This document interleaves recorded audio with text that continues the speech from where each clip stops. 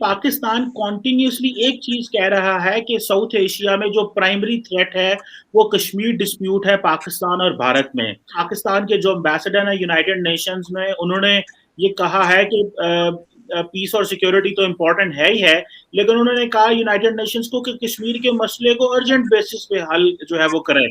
कश्मीर को न्यूक्लियर जो है फ्लैश पॉइंट कहा, प्राइमरी थ्रेट अभी भी कह रहे हैं दुनिया کہ جب کبھی پاکستان بیہائنڈ دا سین کوئی کمپرومائز کر رہا ہوتا ہے کشمیر پہ، تو اس وقت اس طرح کی میں اس کو ہاتھوں پائی کہوں گا شروع ہو جاتی ہے.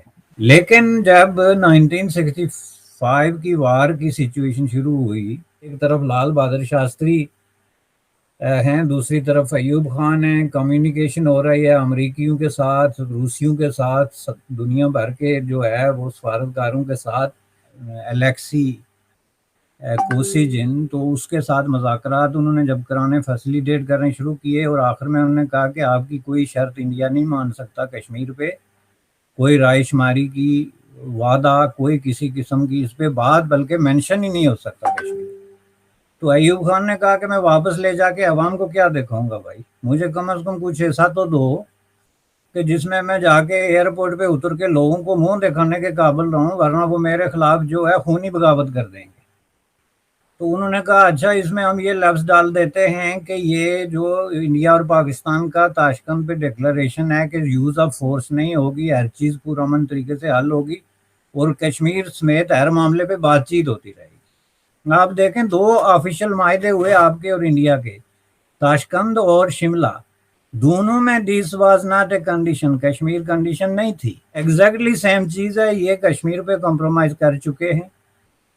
یہ آپ کے ریاست مدینہ کے جو عظیم قائد ہیں مولانا حضرت عمران علیہ السلام، وہ اس پہ کمپرومائز کر چکے ہیں 5 اگست 2019 کو.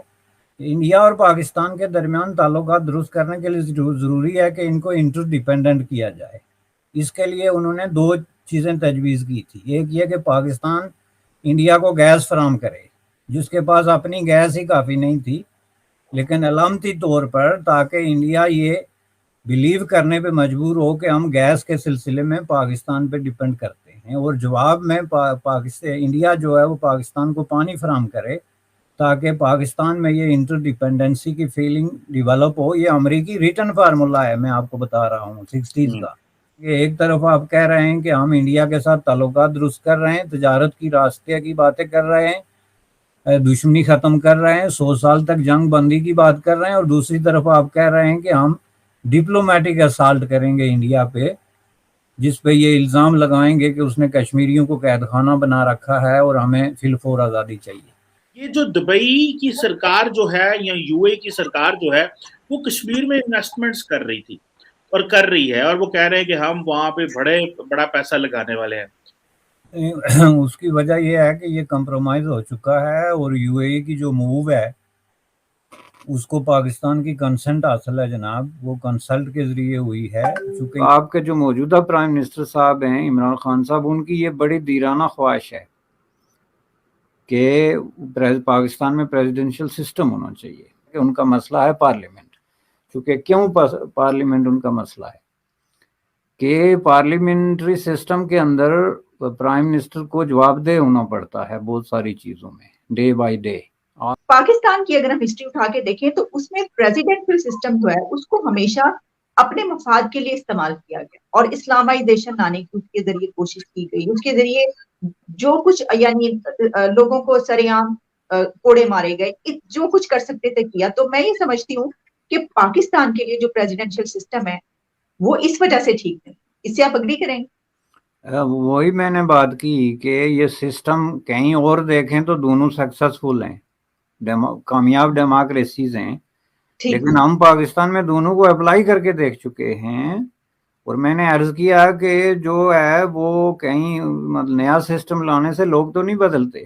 روس ورسز یوکرین جو ایشو چل رہا ہے، یہ کیوں چل رہا ہے؟ روس آج کوئی سپر پاور اگر دنیا کی سب سے بڑی یا دوسری بڑی نہیں، لیکن پھر بھی ایک سپر پاور اگر کے قریب ایک پاور ہے، اور یوکرین اس کے مقابلے میں کچھ بھی نہیں ہے.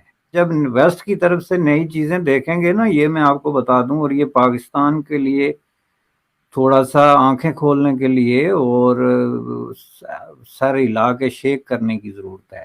ترقی کی بات آئے ہو جی، ترقی یافتہ ملک like western and Japan, democracy ہو یا ویسٹ میں اینڈ جاپان.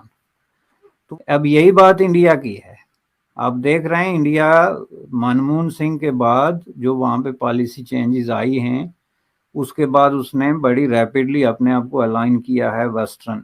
جیسے کہ آپ دیکھ سکتے ہیں کہ وہاں پہ جو ساؤتھ چائنا سی میں ایکسرسائزز ہوئی، الائنسز بنے، وہ سارے اس میں انڈیا شامل ہے. حالانکہ اس میں عام طور پہ یہ سمجھا جانا چاہیے تھا کہ پاکستان شامل ہوتا، چونکہ پاکستان ٹریڈیشنلی الائی رہا ہے ویسٹ کا، لیکن ظاہر ہے چین فیکٹر بیچ میں آنے کی وجہ سے اور پاکستان کا ان نیسسری جو ٹلٹ تھا، بلکہ ٹوٹل ڈیپینڈنسی تھی چین پہ. اب آپ دیکھیں کہ اب اس نے یہ ایک پلٹا کھانے کی کوشش کی، جس کی وجہ سے مجھے لگتا ہے کہ دونوں سے نکل گیا. دونوں سے نکلنے کی وجہ یہ ہے کہ اب چین بھی مجھے نہیں لگتا کہ پاکستان کو اس طرح کے اسٹریٹجک اس میں شامل کر رہا ہے، چونکہ یہ ایک تو امریکہ سے زیادہ پاکستان کا الائز کوئی پیدا ہو ہی نہیں سکتا تھا. آپ ڈاکومنٹیشن پڑھ کے دیکھیں. نوبت یہاں تک پہنچ گئی کہ صدر صاحب جو ہیں وہ پرائم منسٹر سے بات تک کرنا گوارا نہیں کرتے، جیسے کوئی ذاتی دشمنی ہوتی ہے. انڈیا نے ایک نیا تجربہ کیا ہے، دیکھیں آپ نے، وہ پورا ویسٹ کا الائی بن گیا. اس وقت امریکہ، برطانیہ وغیرہ کے ساتھ کوئی جو دوسرا بڑا اسٹریٹجک الائز ہے وہ انڈیا ہے، لیکن اس نے روس کے ساتھ اپنا وہ پرانا کولڈ وار سے پہلے والا تعلق جو ہے اس کو نہیں توڑا، وہ نہیں چھوڑ. اب یہ اس کو پے بیک کر رہا ہے کہ امریکیوں کو ان کو کہنا پڑا کہ چونکہ آپ کا تعلق ہے. اور اس وقت اس پورے بلاک میں جو کامن ویلتھ ہے، جس میں آسٹریلیا ہے، اس میں کینیڈا ہے، امریکہ، یہ سارے ملک، اس میں انڈیا واحد ملک ہے جس کا روس کے ساتھ تعلقات خوشگوار ہیں. دوسری طرف آپ دیکھیں چین، روس اور ایران کے درمیان ایک اسٹریٹجک الائنس ڈیولپ ہو رہا ہے لیٹسٹ. اس کے باوجود انڈیا کا چین کے ساتھ ساری دشمنی کے باوجود روس کے ساتھ انہوں نے تعلق کو اسی سطح پہ رکھا ہے جو اب ان کو پے بیک کر رہا ہے، اور اب امریکہ نے ان سے اب مدد کی بات کی ہے. یہ تو ہو گئی انڈیا کی بات. لیکن روس ورسز یوکرین یہ جو کچھ بھی ہو رہا ہے، میں سمجھتا ہوں کہ یہ بڑا غلط ہے.